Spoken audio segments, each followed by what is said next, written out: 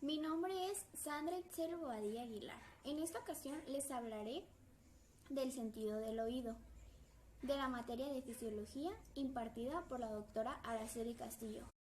Principalmente, tenemos que saber que el oído se divide en tres secciones: externa, media e interna. Cada una de estas tres secciones participa en el proceso de la audición, y el oído interno también es fundamental para conservar el sentido del equilibrio. Hablaremos de la estructura del oído. El oído externo. La sección externa del oído está formada por pabellón de oreja o solo oreja, conducto auditivo externo y tímpano. La oreja es la proyección cartilaginosa con forma de campana que rodea el conducto auditivo externo. Está hecha de cartílago elástico cubierto de piel. Se subdivide en borde llamado hélix y lóbulo que no tiene cartílago de sostén y por lo tanto es blando. La función de la oreja consiste en dirigir las ondas sonoras al conducto auditivo externo. El meato o conducto auditivo externo es un tubo corto en forma de S que mide casi 2.5 centímetros de largo y 0.6 centímetros de ancho, que se extiende desde la oreja hasta el tímpano. En su extremo más cercano a la oreja, el conducto auditivo externo está formado por cartílago elástico y el resto es un conducto a través del lóbulo temporal, de modo que no necesita cartílago de sostén. Todo el conducto está cubierto de piel y de algunos pelos, células sebáceas, grasas y glándulas sudoríparas modificadas, denominadas glándulas ceruminosas, que secretan cerumen cerosos de color café amarillento, más conocido como cerilla. La finalidad de estas grasas y de cerumen es lubricar el conducto auditivo, matar bacterias y, junto con los pelos del oído, mantener el conducto libre de basuras. Las ondas sonoras que entran en el conducto auditivo externo viajan por este hasta llegar al tímpano, que es un tejido membranoso transfluido cubierto por piel en su cara externa y por mucosa en su cara interna. Tiene la forma de un cono aplanado que se proyecta hacia el oído medio. La onda sonora vibran al tímpano y esta vibración es transmitida a los huesillos del oído medio. El oído medio, también conocido como caja del tímpano, es una pequeña cavidad llena de aire cubierta de mucosa y ubicada dentro del hueso temporal. Está cerrada en ambos extremos por el tímpano, en el lado externo, y por una pared ósea. En el lado interno, dicha pared tiene dos orificios: ventana oval, vestibular, ventana redonda, coclear. El oído medio está comunicado con la nasofaringe por medio de una trompa de Eustaquio o conducto auditivo, que es un tubo de 4 centímetros de longitud dividido en dos segmentos. La pared cercana a la comunicación del oído medio es relativamente estrecha y tiene un sostén de cartílago elástico. La pared cercana a la nasofaringe es ancha en comparación y tiene forma de embudo. Cuando se abre la trompa de Eustaquio, permite el paso del aire y, por lo tanto, asegura que se igualen las presiones en ambos lados del tímpano. Por ambas quedan sometidas a la misma presión atmosférica. Por lo general, la trompa de Eustaquio se mantiene cerrada en el extremo que se encuentra junto a la nasofaringe, pero se abre al bostezar y al deglutir. Si no se presenta la igualación de la presión de ambos lados del tímpano, la diferencia de presión en ambos lados puede hacerse que reduzcan la audición, porque el tímpano puede moverse con libertad. Dentro del oído interno se hallan tres pequeños huesos, conocidos como huesecillos, osículos o cadenas de huesecillos. Estos tres huesos comunican el tímpano con los complejos receptores del oído interno. El martillo está unido en 3 puntos a la superficie interna del tímpano. El yunque une el martillo con el estribo, cuya base está unida por bordes a la ventana oval. Las coyunturas entre estos tres huesos son las articulaciones sinovales más pequeñas del cuerpo y cada una tiene su diminuta cápsula y ligamentos de sostén extracapsulares.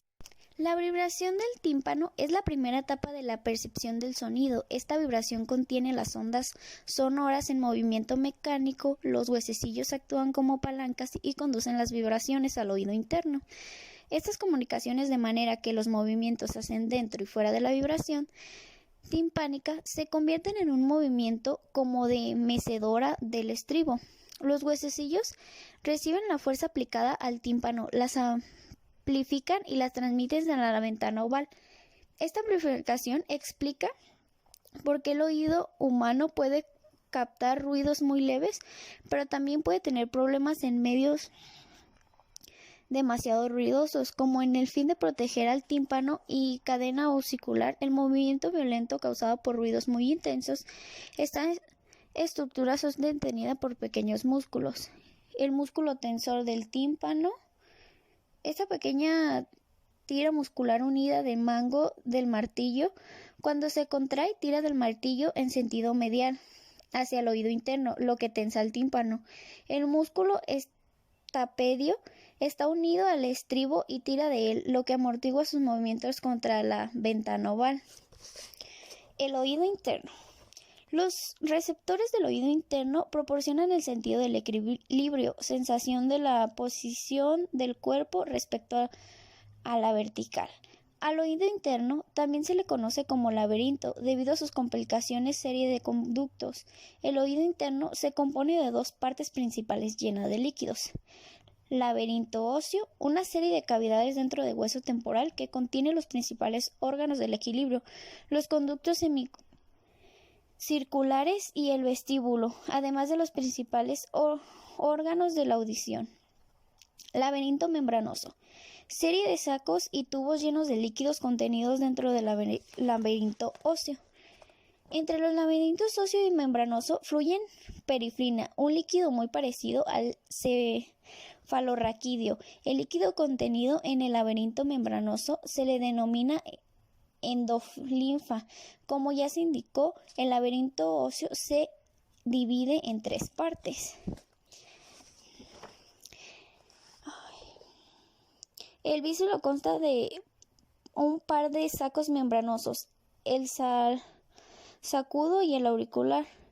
Los conductos semiculares son delgadas estructuras tisulares y contienen receptores que estimulan por los giros de la cabeza. El caracol o cóclea, que tiene forma de espiral, es una cámara ósea que contiene el conducto coclear del laberinto membranoso. Oído. El sentido del oído es proporcionado por los receptores del conducto del caracol, que son células ciliadas parecidas a lo de los conductos semicirculares y del vestíbulo. Sin embargo, su localización es en el conducto del caracol y la organización de las estructuras circundantes los protegen contra cualquier estímulo que no se dé ondas sonoras.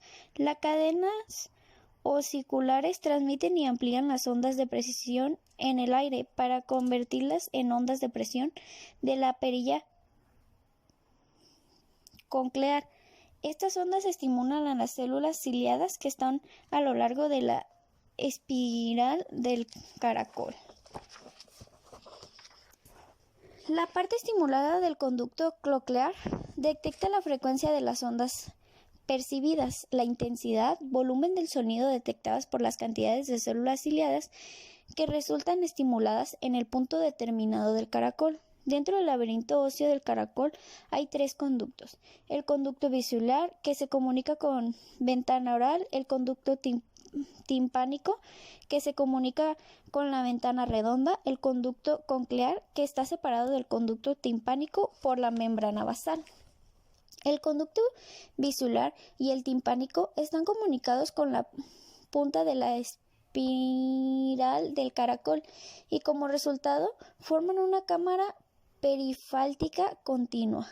Entre los conductos vestibular y timpánico está el conducto coclear. Sus células ciliadas se encuentran en una estructura llamada órgano de Corti, localizada sobre la membrana basal y con sus células ciliadas dispuestas en una serie de hileras longitudinales. Las células ciliadas del órgano de Corti carecen de cinocilios y estereocilios. Hacen contacto con la membrana tectorial que está unida a la pared interna del conducto coclear.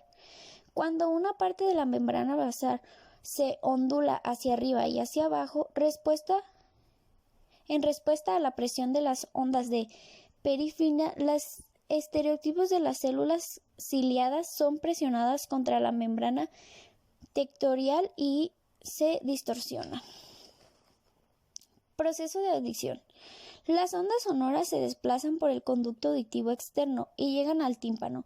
Las membranas timpánicas crean movimientos que llevan al desplazamiento de los huesecillos, a la amplificación del movimiento. El movimiento del estribillo sobre la ventana ovial genera ondas de presión en la perifila del conducto vestibular.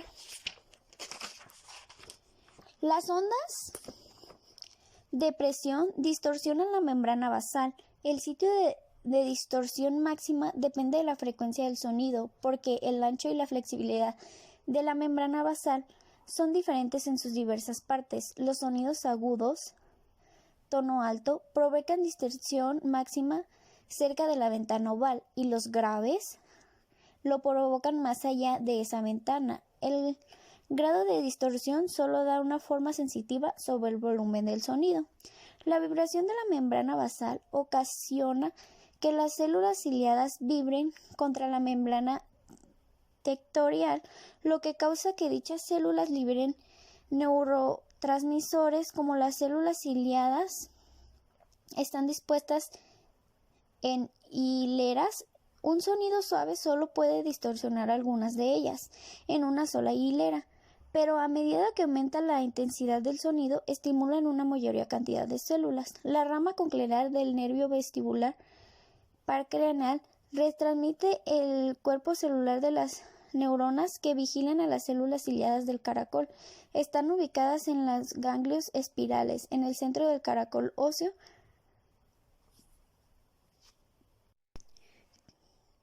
Con este sentido, también vienen incluidas las vías de las sensaciones del equilibrio. Las células ciliadas del conducto semicirculares vestíbulo cesaco son vigiladas por neuronas sensitivas que se localizan en los ganglios vestibulares. Unas fibras sensitivas de estos ganglios vestibulares forman la rama vestibular del nervio vestibulococlear. Estas fibras alimentan como información a las neuronas que están dentro del núcleo vestibular, en el límite entre el puente del barolio y el bulbo raquídeo en el encéfalo. El núcleo vestibular tiene 4 funciones. Integra la información sensitiva relacionada con el equilibrio que se recibe en ambos lados de la cabeza. Retransmite la información del cerebro, retransmite información a la corteza cerebral, evita órdenes del núcleo motor del tronco encefálico y la médula espinal. Estas órdenes son de tipo reflejo para movimientos de ojos, cabeza y cuello, como los que realizan los ojos como respuesta de la sensación de movimientos. Y así terminamos con este tema. Espero les haya quedado lo más claro posible. Muchas gracias.